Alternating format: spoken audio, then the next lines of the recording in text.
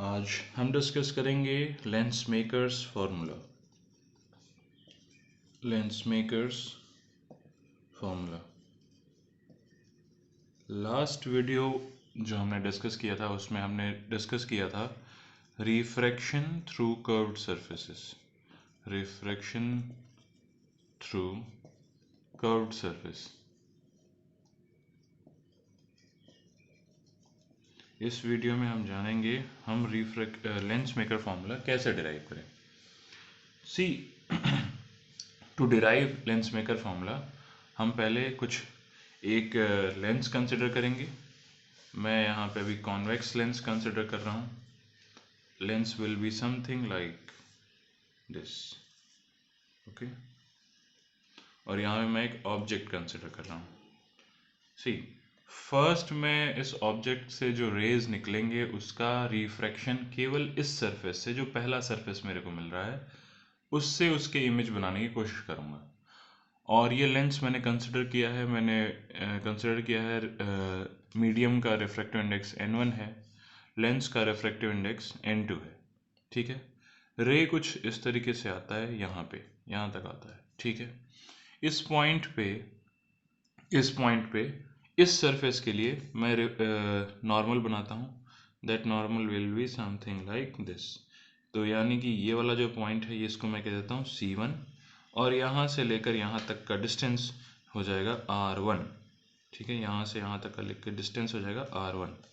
ठीक है, फिर इसके बाद से अब इस पॉइंट पे ये जो रे है जाना चाहिए सीधे, लेकिन मीडियम चेंज हो रहा है, रेयरर से डेंसर जा रहा है। रेयरर से डेंसर जाने के कारण से ये नॉर्मल की तरफ बेंड हो जाएगा। नॉर्मल की तरफ बेंड का मतलब कुछ इस तरीके से हो जाएगा। ठीक है, कुछ इस तरीके से। आई होप ये सभी को समझ में आ रहा है। इस पॉइंट पे अगर मैं इस पॉइंट का नाम दे दूं, लेट से पॉइंट P, और इसका नाम दे देता हूं पॉइंट Q।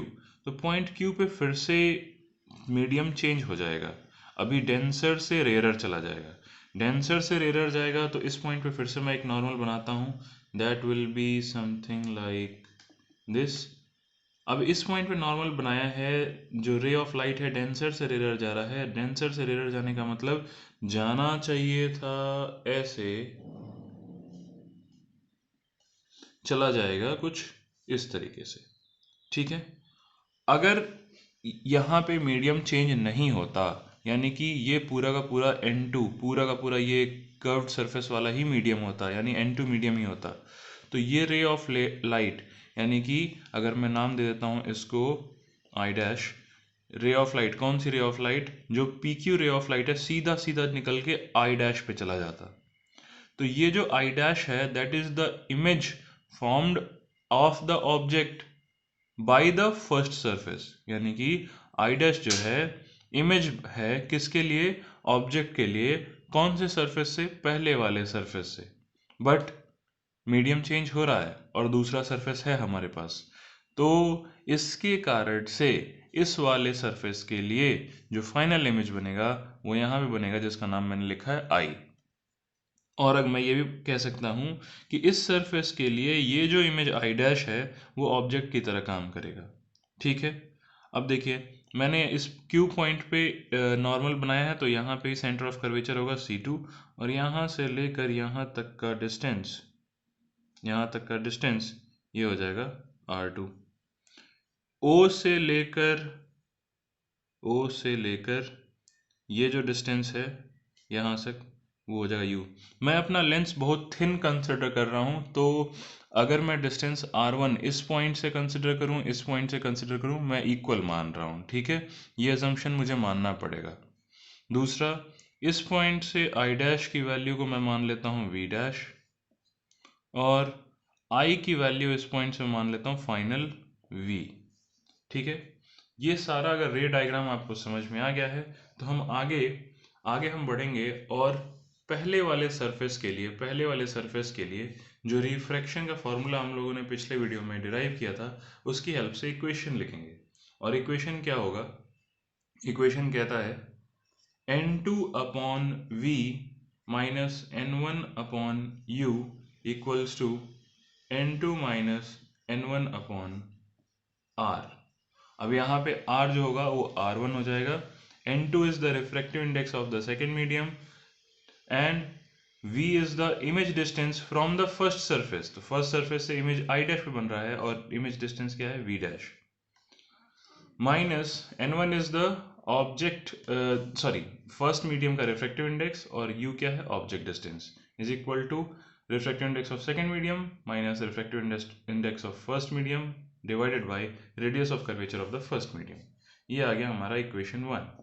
दूसरा इक्वेशन मैं लिखूं किस सरफेस के लिए, सेकेंड सरफेस के लिए। सेकेंड सरफेस के लिए जब मैं इक्वेशन लिखता हूं तो वहां पे लिखूंगा refractive index of the second medium. अब यहाँ पे ध्यान देना है, refractive index of the second medium है क्या, जिस मीडियम में रे ऑफ लाइट रिफ्रैक्ट होता है वो सेकेंड मीडियम हो जाता है।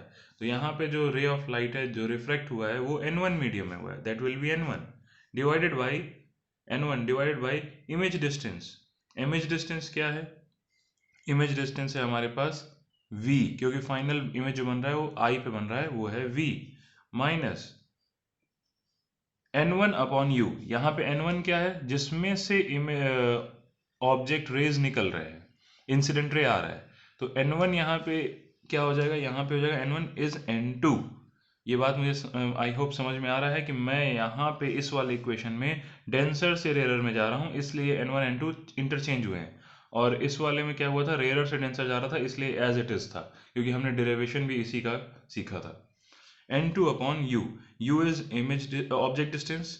ऑब्जेक्ट डिस्टेंस यहाँ पे सेकेंड सरफेस के लिए कौन सा है, I डैश वाला V डैश है, is equal to N1 minus N2 upon R2। ये दो इक्वेशन आई होप कोई दिक्कत नहीं होगा समझने में। अगर ये दो इक्वेशन समझ में आता है, इसमें कोई दिक्कत नहीं है, तो हमें सिंपली क्या करना है, इन दोनों इक्वेशन को ऐड कर देना है। Adding these two equation we can clearly see, ये क्वांटिटी और ये क्वांटिटी कैंसिल हो जाएगी, ये क्वांटिटी और ये क्वांटिटी कैंसिल हो जाएगी। तो ये जो दोनों क्वांटिटी बचेगी इसको मैं लिखता हूँ N1 upon V minus N1 upon U is equal to, इसमें से अगर मैं N1 माइनस N2 लिखा हुआ है, इसमें मैं कॉमन क्या इंटरचेंज कर देता हूँ। इंटरचेंज मतलब मैं पहले लिख देता हूँ N2, बाद में लिख देता हूँ N1, तो क्या हो जाएगा, इसमें से माइनस कॉमन आ जाएगा, ठीक है। पहले क्या था, N1 माइनस N2 था, अभी क्या लिख दिया मैंने, N2 माइनस N1, माइनस अंदर मल्टीप्लाई करेंगे फिर से वही चीज़ हो जाएगी। तो मैं जब ऐड करूंगा इन दोनों को, तो मैं इसमें से N2 माइनस N1 कॉमन ले लूंगा, फिर उसके बाद से अंदर 1 upon R1 minus 1 upon R2 ये मेरे पास बच जाएगा, 1 upon R1 minus 1 upon R2।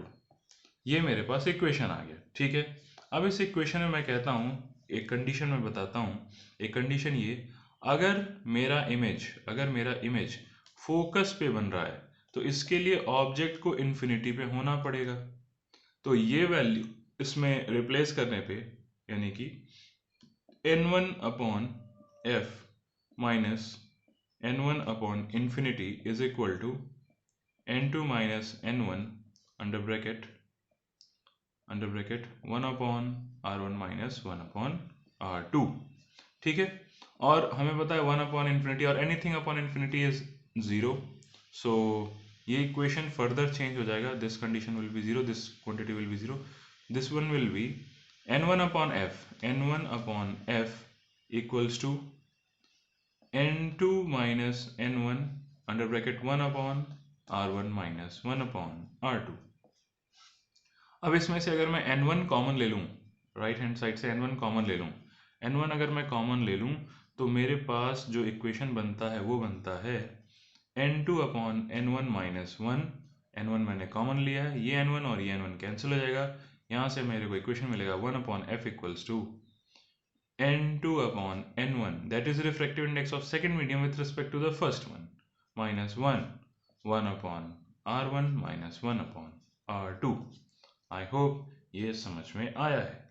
अब देखिए if we have a medium N1 as air, जो जिसका refractive index होता है 1, और N2 लेट से कोई ग्लास है, कुछ भी है, उसका N2 refractive index लेट से इसका है refractive index N, तो we can replace it here 1 upon F equals to N2 की जगह पे N, refractive index of 2 with respect to 1 divided by 1 will be same, N minus 1, or 1 upon R1 minus 1 upon R2.